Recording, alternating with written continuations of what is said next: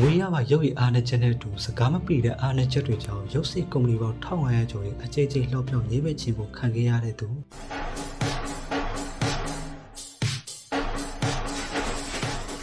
ဒီဆိုတဲ့ဇာတ်ကောင်နဲ့ကဘာမကြော်လာခင်တော့ကနေစရာစားစရာမရှိတော့လို့လမ်းကြိုလာကြတွေမှာကအိတ်ခဲရပြီသူချေရတဲ့ခွေးလေးကိုရောက်ခဲ့ရတဲ့ဒီမင်းသားဟာဘယ်လိုများကဘာကျော်စကာစုစီဖြစ်လာရတာလဲကကြမာကအခွင့်အရေးတွေမပေးတဲ့အခါသူဘယ်လိုအန်တူးခဲ့တယ်လဲအမောင်တွေဖုံးလန်းနေတဲ့သူ့ရဲ့အတိတ်ကိုတော့ဘသူမှတတိမထားမိခဲ့ကြပါဘူးကဲဒီဗီဒီယိုကတော့ Rocky ကနေ Rambo ဖြစ်တဲ့ကဘာလုံးကိုလွှမ်းမိုးခဲ့တဲ့အမေရိကန်မင်းသား Sylvester Stallone ရဲ့အကြောင်းပါ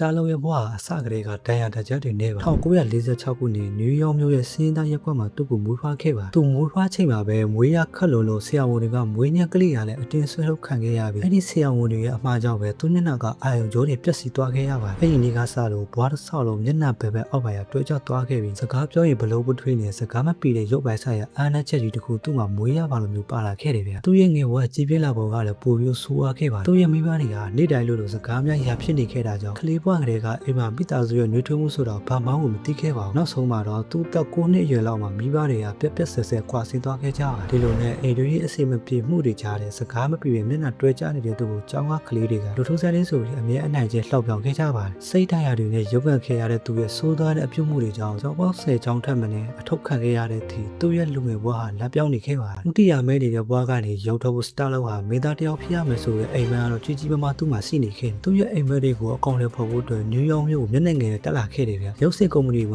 မင်းသားနေရာအတွက်6လတွေတင်တိုင်းအခြေချင်းညှိပန်ခံခဲ့ရစကားမပြတဲ့သူမျက်နှာတွဲကြနေတဲ့သူကိုဘယ်သူကမှမင်းသားမတည်ရှင်ကြပါဘူးရုပ်စစ်အင်ဂျင်စီတွေစီနေ့တိုင်းသွားပြီးကမ်းလှမ်းပေမဲ့မင်းမျက်နှာနဲ့မင်းသားမဖြစ်နိုင်ဘူးဆိုတဲ့လှောက်ပြောင်မှုတွေနဲ့တူကုမ္ပဏီပေါင်း1500ကျော်ရဲ့တကားပိတ်မောင်းထုတ်ခြင်းကိုပါသူရင်ဆိုင်ခဲ့ရပါဒါပေမဲ့စတာလုံးဟာလုံးဝစိတ်တမချခဲ့ပါဘူးတနေ့တနေ့မင်းသားဖြစ်ဖို့ပဲသူ့ခေါင်းထဲမှာစီးခဲ့တယ်ဗျမှန်စိမှတယောက်တည်းမင်းသားအိုက်တွေလေ့ကျင့်ပြီးယူသွနေခဲ့တယ်အလောက်ကင်ကလည်းမဲမဲရရမရှိတာကြောင့်စာဝတ်နေရအတွက်လည်းအခက်အခဲတွေလည်းစီးခဲ့တယ်ဗျဒီလောက်ပဲလားဆိုတော့လည်းမဟုတ်သေးပါဘူးဘယ်လိုမှမထင်ထားတဲ့အခက်အခဲတွေကအခုမှစမှာတားလို့ဟာသူ့အိမ်မရဲ့လုံးဝလက်စားတွေကိုမိမမသိအောင်ခိုးယူပြီးရောင်းစားခဲ့တယ်တနေ့မှသူ့မိမသိသွားတော့အိမ်ပေါ်ကနေနှိမ့်ချခြင်းကိုပါခံခဲ့ရစတာလို့ဟာသူချေရတဲ့ခွေးလေးနဲ့အတူစိတ်တရားတွေဘလက်ဘွားနဲ့ဆင်းလာခဲ့နေစရာကလည်းမရှိစားစရာကလည်းမရှိတာကြောင့်လမ်းပေးပလက်ဖောက်ကောင်းအိတ်တွေရေတိုက်ပေါင်းမောက်ဘွားကိုရောက်ရှိသွားပါတော့စားစရာမရှိတော့တဲ့နောက်ဆုံးမှာတော့သူချေရတဲ့ခွေးလေးကိုဒေါ်လာ90နဲ့မျက်ရည်ဆက်လက်နဲ့ရောင်းခဲ့တယ်ဗျဒီခွေးလေးကသူနဲ့ဆက်နေရအစာရည်စာပြက်လက်ပြီးငတ်သိမှကိုလည်းသူထက်တွေးမိခဲ့တယ်ဗျလောကတိုင်းရဲ့ပုံမှန်လှည့်ကွက်လေးတွေအောက်မှာလူလိမ့်နေအောင်ခံနေရတဲ့စတာလို့ကိုကဘာကြီးကတဖြည်းဖြည်းနဲ့နားလည်လာခဲ့1985ခုနှစ်မှာတော့သူ့ဘဝကိုအပြောင်းလဲကြီးပြောင်းလဲမဲ့ကကြမအချိုးပွေးတစ်ခုနဲ့ကြုံရတယ်လို့ပဲပြောရမယ်ဗျ။ထင်မှတ်ပဲကြီးဖြစ်တဲ့မိုဟာမက်အလီနဲ့ချက်ဝက်ပနာတို့ရဲ့ဘောင်စင်ပွဲကိုကြည့်ပြီးတော့သူ့ကောင်ထဲမှာဝါးကနေအတွေ့အကြုံပေါ်လာခဲ့။တကယ်တော့အလီနဲ့ဝက်ပနာနဲ့ကလက်ရည်ကလုံးဝမမျှတပါဘူး။အလီရဲ့ထိုးချက်တွေကြောင့်ဝက်ပနာဟာချမ်းပြေဖို့အခြေချေလဲကျခဲ့တယ်။လဲကျတဲ့ပြထားနိုင်တဲ့စိတ်ဓာတ်ကိုစတာလို့ကကောင်းကောင်းကြီးနားလေသွားပြီး Rocky ဆိုတဲ့ဇက်ညိုတစ်ပုဒ်ကို3ရက်ခွဲနဲ့အပြီးရေးသားခဲ့တယ်။လို့ဆိုထုတ်လုပ်တဲ့သူတွေကဒီဇက်ညိုကိုဒေါ်လာ3သိန်းခွဲကျော်အထိပေးပြီးဝယ်ချပြီးမယ်။စတာလုံးကတော့ကျွန်တော်ကိုယ်တိုင်မင်းသားမလုပ်ရရင်ဒီဇက်ညိုကိုလုံးဝမရောက်ဘူးဆိုပြီးပြက်ပြက်တတညှိစုပ်ခဲ့နောက်ဆုံးမှာတော့သူ့ရဲ့ဇွဲကြောင့်ပဲမင်းသားအဖြစ်အသေးစားခွင့်ရခဲ့ပြီး Rocky ရုပ်ရှင်ဟာ1986ခုနှစ်မှာတကမ္ဘာလုံးကိုကိုင်လုံးနိုင်ရုပ်ခဲ့တဲ့မှာကအော်စကာဆု3ဆုထိတိတ်ပိုက်လာခဲ့ပါ